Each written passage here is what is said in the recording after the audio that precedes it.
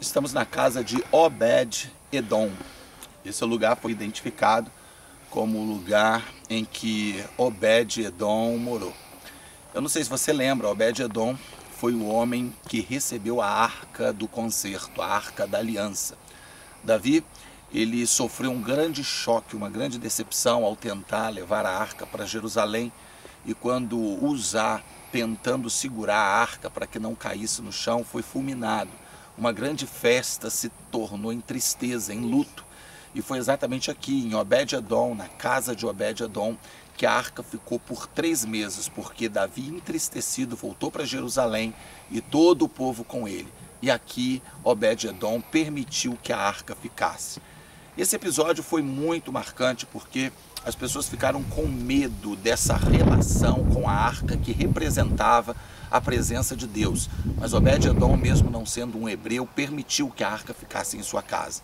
Algum tempo depois, exatamente 3 meses depois, Davi recebeu a informação de que a Arca do Concerto vinha trazendo prosperidade para Obed-Edom e para sua casa.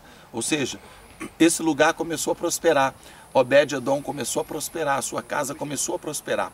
E então Davi começou a assimilar a mensagem de que Uzá havia morrido não porque a arca era maligna, e que aquele incidente havia acontecido não por um problema relacionado à arca, mas por um problema do próprio Davi, porque eles tinham feito o transporte da arca de forma errada, porque eles não tinham agido da forma certa. A arca em si representava a presença de Deus, e então Davi mandou que a arca fosse pega novamente aqui. Ele mandou sua comitiva, ele veio até aqui, carregou a arca da forma correta e levou novamente para Jerusalém. Uma grande festa aconteceu ali na cidade.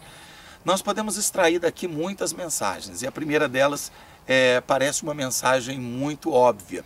A arca representava a presença de Deus. Quando a presença de Deus está em uma casa, essa casa é uma casa próspera. Quando nós permitimos a presença de Deus estar na nossa vida, não apenas como um utensílio. É claro que a arca na época era um utensílio, mas hoje na nossa realidade isso tem um significado muito mais amplo.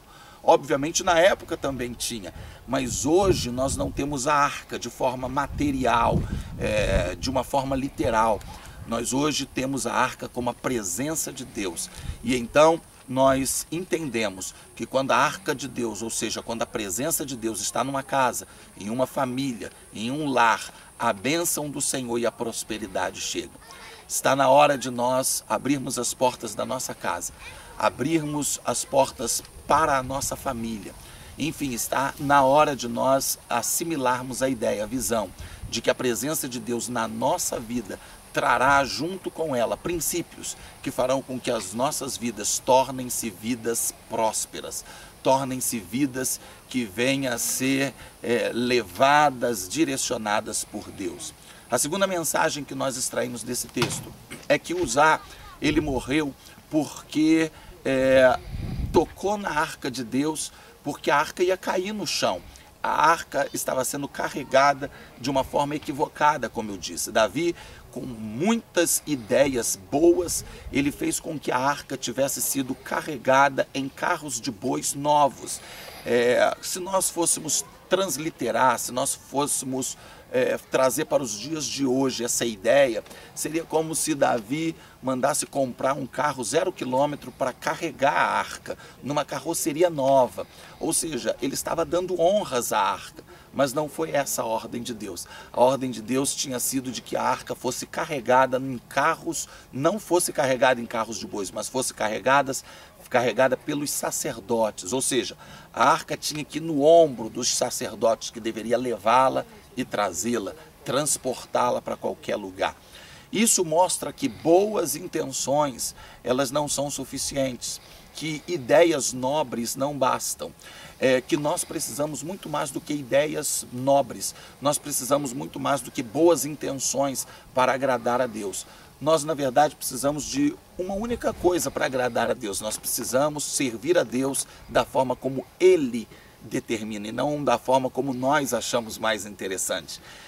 nós precisamos fazer a obra, levar a arca, ministrar a palavra, servir a Deus, enfim, da forma como Deus determina e orienta na sua palavra. Você pode ter boas intenções, mas isso não basta. O que basta é fazer da forma de Deus, do modo como Ele orienta. Nós temos muitas boas ideias, nós temos muitas intenções positivas, mas quem de nós poderia ter uma intenção melhor do que a do Criador?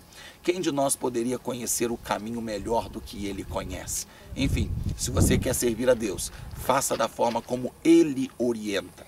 E a terceira lição que eu tiro desse texto, desse episódio bíblico que fala, ou que está diretamente relacionado a esse lugar, a casa de Obed-Edom, é que nós, na verdade, não podemos sofisticar o Evangelho. Eu estou falando com você hoje através de um programa de televisão, mas é óbvio que o corpo a corpo, estar junto, não pode ser substituído por uma tela ou por uma transmissão televisiva. Não, não pode.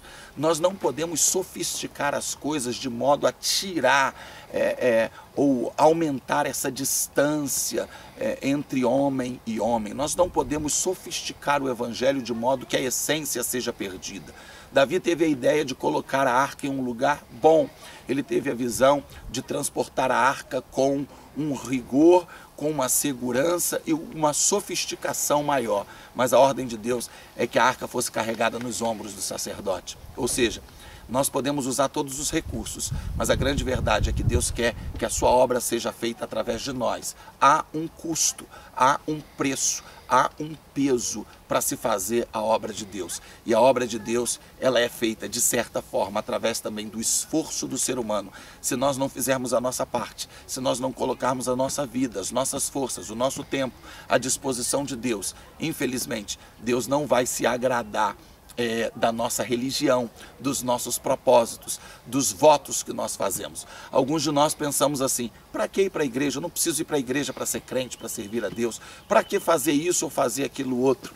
Enfim, Deus, Ele quer a proximidade contigo. Deus quer que nós estejamos junto com Ele, porque gostamos de estar junto com Ele. Ele quer que nós o sirvamos, porque gostamos de estar ao seu lado. Ele quer que nós estejamos colocando a sua arca, a sua presença no nosso ombro, porque amamos a sua presença.